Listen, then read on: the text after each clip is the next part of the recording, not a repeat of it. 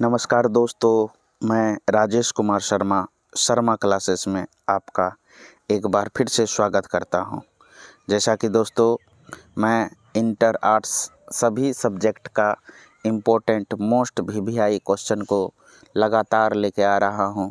इसी कड़ी में आज मैं आप लोगों के सामने होम साइंस का वीवीआई अति महत्वपूर्ण ऑब्जेक्टिव प्रश्न को लेकर के आ गया हूं।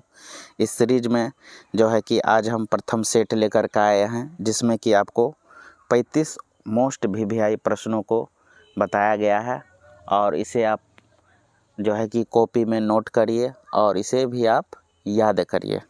तो आइए आज का हम पहला प्रश्न शुरू करते हैं। तो पहला प्रश्न है आज का हमारा कि शरीर में चयापचय को नियंत्रित करने वाली ग्रंथि कौन सी होती है। तो हमारे शरीर में जो चयापचय को नियंत्रित करने वाली जो ग्रंथि होती है दोस्तों, यह होती है थायराइड ग्रंथि। तो पहला प्रश्न का हमारा उत्तर हो जाएगा थायराइड ग्रंथि। आइए दूसरा प्रश्न की तरफ हम बढ़ते हैं। दूसरा प्रश्न है दोस्तों, टेस्टोस्टेरोन हार्मोन का उत्पादन किस ग्रंथि के द्वारा होता है। तो दोस्तों टेस्टोस्टेरोन का जो हार्मोन होता है हमारी बॉडी के अंदर, उसका जो है कि उत्पादन जो है कि वृषण में होता है और यह एक पुरुष अंग होता है। हमारा तीसरा प्रश्न है दोस्तों कि शरीर के आकार और वृद्धि को कौन सा हार्मोन नियंत्रित करता है। तो दोस्तों शरीर के आकार और वृद्धि को जो है कि नाम में ही है दोस्तों, वृद्धि हार्मोन जो है शरीर के आकार को नियंत्रित करता है। हमारा चौथा प्रश्न है दोस्तों आज का कि निम्न में से कौन सा हार्मोन रक्तचाप को नियंत्रित करता है। तो रक्तचाप को नियंत्रित करने वाला जो दोस्तों हार्मोन होता है, यह थायरॉक्सिन हार्मोन होता है, जो कि रक्तचाप को नियंत्रित करता है। आज का हमारा पांचवा सवाल है दोस्तों, पांचवा ऑब्जेक्टिव प्रश्न कि मनुष्य में कितने जोड़ी गुणसूत्र होते हैं। तो सबको पता है दोस्तों, मनुष्य में 23 जोड़ी गुणसूत्र होता है। यहाँ पर आप याद रखिएगा दोस्तों, अगर जोड़ी पूछेगा तो 23 जोड़ा होगा, अगर टोटल पूछेगा तो टोटल इसका 2 गुना कर दीजिएगा आप, तो 46 हो जाता है टोटल से। अगर जोड़ी में पूछेगा तो 23 जवाब देंगे। हमारा 6 नंबर का ऑब्जेक्टिव प्रश्न है दोस्तों कि पुरुष के प्रजनन अंग कौन से होते हैं, जिससे कि कोई भी मनुष्य संतान उत्पत्ति कर सकता है। उसके कौन कौन से अंग उसमें भाग लेते हैं। तो दोस्तों इसमें लिंग, वृषण, अंडकोश, अर्थात इसका सही उत्तर सभी हो जाएगा, यानी कि ये सारे अंग जो है कि प्रजनन में हिस्सा लेते हैं, भाग लेते हैं। अगला प्रश्न है दोस्तों कि भ्रूण का रोपण होता है। तो भ्रूण का जो रोपण होता है दोस्तों, यह होता है गर्भाशय में, और यह एक फीमेल अर्थात जो है कि स्त्री प्रजनन अंग है। गर्भाशय में जो है कि भ्रूण का रोपण होता है। अगला प्रश्न दोस्तों 8 नंबर का प्रश्न कि कौन सा हार्मोन गर्भावस्था को बनाए रखने में मदद करता है।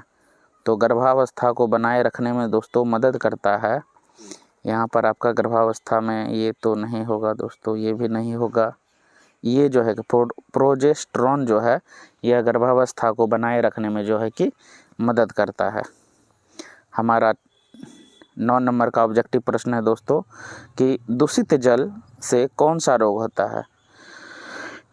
तो दूषित जल से दोस्तों मुख्य रूप से आपका इस बीमारी में, चारों बीमारी में सबसे ज़्यादा ये पोलियो, जिसको कि जॉन्डिस के नाम से भी जानते हैं, दूषित जल से पोलियो जो है कि होने का चांसेस जो है कि सबसे ज़्यादा रहता है। अगला प्रश्न है दोस्तों कि पोलियो नहीं दोस्तों, यहाँ पर पीलिया होगा, मिस्टेक हो गया थोड़ा दोस्तों, यहाँ पर आप याद रखिएगा पीलिया जो कि जिसको जॉन्डिस कहते हैं, ये पोलियो ये दूसरा चीज़ हो गया दोस्तों। अगला प्रश्न है दोस्तों 10 नंबर में आते हैं कि निम्न में से कौन सा प्लास्टिक से होने वाले प्रदूषण को कम करने का सबसे प्रभावी तरीका है।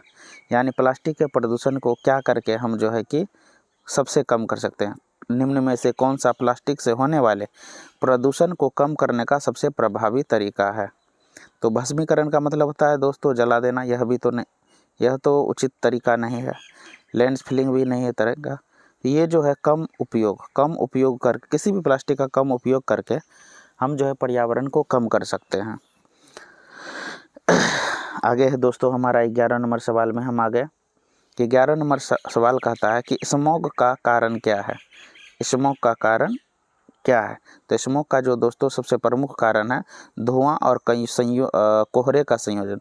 धुआं और कोहरा हो जाता है तब जाकर के स्मॉग बनता है। स्मॉग का मतलब क्या है होता है दोस्तों, हम अब बताते हैं। अब जैसे कि अभी ठंडी का समय होता है, जाड़ा का समय, तो धुंध कोहरा आकाश बादल में जो है कि पर्यावरण में बन जाता है, उसी धुंध कोहरा को ही स्मॉग कहा जाता है। धुआं के जैसा जो, तो धुआं दो चीज़ों से मुख्य रूप से बनता है। धुआं और कोहरे का जब मिलन हो जाता है उसी में जो है कि स्मॉग बन जाता है। तो उत्तर हमारा सही उत्तर 2 हो जाएगा। स्मॉग का कारण धुआं और कोहरा होता है। अगला प्रश्न है दोस्तों हमारा 12 नंबर प्रश्न, निम्न में से कौन सा गृह सज्जा का साधन है? यानी गृह सज्जा का अर्थ होता है घर को सजाने वाला। ऐसा इनमें से कौन सा चीज़ है जो घर के सजावट में काम आता है? तो इसमें से हमारा उत्तर हो जाएगा जी फर्नीचर भी सजाने का काम, पर्दा भी सजाने का काम करता है, सजावटी सामान तो सजाने का होता है, अर्थात इनमें से सभी हो जाएगा। इनमें से सभी जो है कि गृह सज्जा का साधन है। अगला प्रश्न है दोस्तों, खुले में शौच करने से क्या दुष्प्रभाव होता है? खुले में शौच करने जाते हैं तो क्या प्रभाव होता है, क्या नुकसान होता है? तो बीमारी फैलने का खतरा रहता है दोस्तों। जल को भी हम लोग गंदा कर देते हैं, पर्यावरण भी प्रदूषित हो जाता है, अर्थात इनमें से सभी समस्या उत्पन्न हो सकती है, अर्थात उत्तर डी हो जाएगा। दोस्तों आप एक बात याद रखिएगा, होम साइंस में अधिकतर जो हमारा सवाल होता है इनमें से ज़्यादातर, अभी मैं ये नहीं कह रहा हूँ कि पूरा का पूरा ही होगा, लेकिन आप अपने स्तर से तर्क से आप अंदाज भी लगा सकते हैं कि इसमें जो है ज़्यादातर इनमें से सभी उत्तर होता है। अगला प्रश्न है दोस्तों, किन रेखाओं को ऊंचाई का आभास होता है? किन रेखाओं को ऊंचाई का आभास होता है? तो दोस्तों ये वक्र रेखा तो आपका ऐसे होता है। वक्र रेखा, समतल तो ऐसे हो गया, खड़ी लाइन ऐसे होता है दोस्तों। यानी कि ऊंचाई का अगर अंदाज लगाना है तो खड़ी लाइन, अर्थात ये आपका सही उत्तर जाएगा। खड़ी लाइन जो होता है ऊंचाई का आभास कराता है। आइए दोस्तों 15 नंबर का प्रश्न देखते हैं। 15 नंबर का प्रश्न दोस्तों क्या है, एक छोटे कमरे को बड़ा दिखाने के लिए किस प्रकार के रंगों का प्रयोग करना चाहिए? कोई छोटा सा कमरा है, उसे जो है कि मुझे बड़ा दिखाना है, इसके लिए जो हमें किस प्रकार के रंगों का प्रयोग करना चाहिए जिससे कि छोटा कमरा बड़ा दिखाई दे? इसके लिए दोस्तों हमें हल्का और तटस्थ रंग को लेना होगा, जिससे कि वह कमरा जो है कि बड़ा दिखेगा, बड़ा प्रतीत होगा। अगला प्रश्न है दोस्तों कि रंग चक्र पर विपरीत रंगों को कहा जाता है। यानी कि रंग चक्र पर विपरीत रंगों को क्या कहा जाता है? तो विपरीत रंगों को दोस्तों पूरक रंग कहा जाता है, आप ये याद रखिएगा, पूरक रंग। रंग चक्र पर विपरीत रंगों को पूरक रंग कहा जाता है। 17 नंबर प्रश्न में आगे दोस्तों, विटामिन के घुलनशील हैं। तो विटामिन का जो घुलनशील है दोस्तों, विटामिन का जो घुलनशील होता है यह आपका वसा, यानी कि विटामिन जो है वसा अर्थात फैट में जो है कि यह घुल जाता है। अगला प्रश्न है दोस्तों कि शरीर में प्रोटीन का मुख्य कार्य क्या है?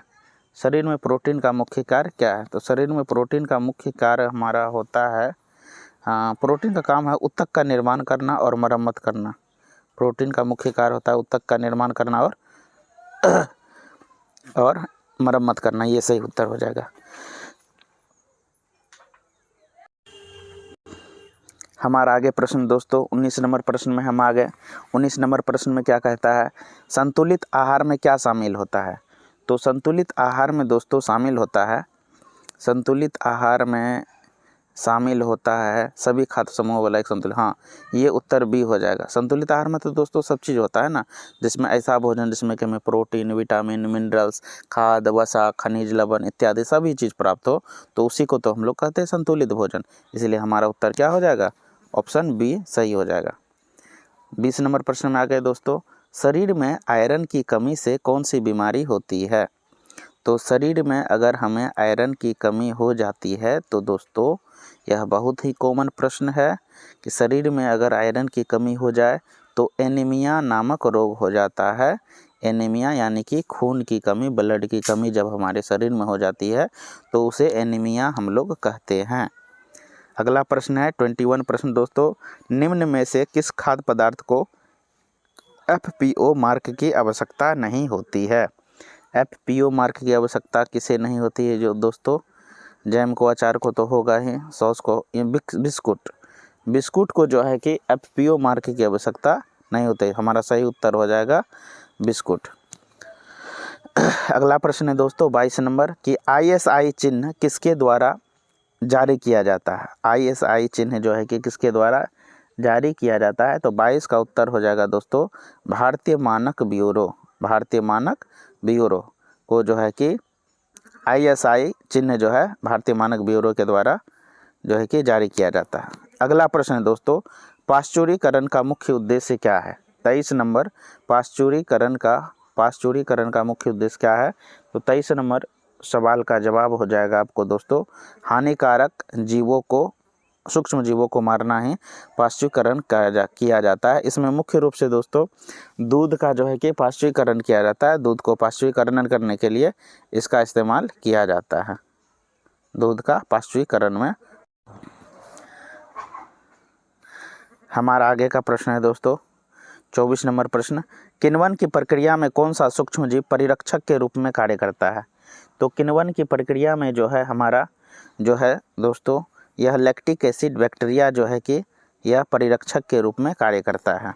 अगला प्रश्न है दोस्तों कि खाद्य संरक्षण के लिए फ्रीज का तापमान कितना होना चाहिए? खाद्य संरक्षण के लिए फ्रीज का तापमान कितना होना चाहिए? खाद्य संरक्षण के लिए फ्रीज का तापमान कितना होना चाहिए? तो खाद्य संरक्षण के लिए फ्रीज का तापमान जो है कि लगभग जो है कि 5 डिग्री सेल्सियस होना चाहिए। 5 डिग्री सेल्सियस जो है कि फ्रीज का तापमान होना चाहिए। अगला प्रश्न देखिए दोस्तों भोजन में बाल, धूल, धातु के टुकड़े उपस्थिति किस प्रकार का संदूषण है? तो 26 नंबर प्रश्न का उत्तर हो जाएगा दोस्तों रासायनिक तो होगा नहीं क्योंकि इसमें जीव जंतु नहीं आया। बाल, धूल, ये धातु, ये सब जो है भौतिक अपमिश्रण का जो है उदाहरण है, यानी भौतिक संदूषण हो जाएगा। 27 नंबर प्रश्न है कच्चे मांस सब्जियों के लिए अलग अलग कटिंग बोर्ड का उपयोग क्यों किया जाता है? तो कच्चे मांस सब्जियों के लिए अलग अलग कटिंग बोर्ड का उपयोग क्यों किया जाता है? तो 27 नंबर प्रश्न का उत्तर हो जाएगा क्रॉस संदूषण को रोकने के लिए। क्रॉस संदूषण को रोकने के लिए जो है कि यह अलग अलग कटिंग बोर्ड का जो है कि मांस मछलियों में इस्तेमाल किया जाता है। अगर 28 नंबर प्रश्न है दोस्तों भोजन को छूने से पहले किससे हाथ धोना चाहिए? तो भोजन को छूने से पहले दोस्तों हमें जो है कि सबसे पहले केवल पानी तो नहीं, साबुन और पानी दोनों से जो है कि धोना चाहिए। अगला प्रश्न है दोस्तों 29 नंबर प्रश्न है कि रसोई घर में निम्न में से किसकी सफाई प्रतिदिन करना आवश्यक नहीं है? तो रसोई घर में हम लोग जो है कि प्रतिदिन सफाई जो है कि किसका, खिड़की और दरवाजे का प्रतिदिन सफाई करना ज़रूरी नहीं है। बाकी ये तो जरूरी है डेली दिन, फर्श भी आप प्रतिदिन करना होगा, स्लैब भी प्रतिदिन करना होगा। अगला प्रश्न है दोस्तों 30 नंबर निम्न में से कौन सा खाद्य पदार्थ के सड़ने का जो है कि बाहरी कारक, यहाँ थोड़ा दोस्तों मिस्टेक हो गया है, बाहरी कारक लिखिएगा, बाहरी कारक है। तो बाहरी कारक इसमें हो जाएगा 30 नंबर प्रश्न का उत्तर हो जाएगा अनुचित भंडारण। अनुचित यानी कि गलत तरीके से रखना भोजन को या किसी भी चीज़ को खराब होने का प्रमुख कारण है, यानी कि डब्बा से पैक नहीं करना, खुले में छोड़ देना, इससे भोजन खराब हो जाता है। 31 नंबर प्रश्न है दोस्तों कि निम्न में से कौन सा भोजन का मनोवैज्ञानिक कार्य है? मनोवैज्ञानिक कार्य है स्वस्थ रखना, मनोवैज्ञानिक कार्य है, ये भी तो ठीक है।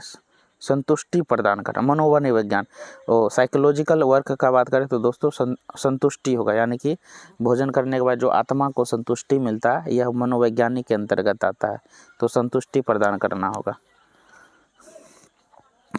अगला देखिए दोस्तों क्या है 32 नंबर प्रश्न।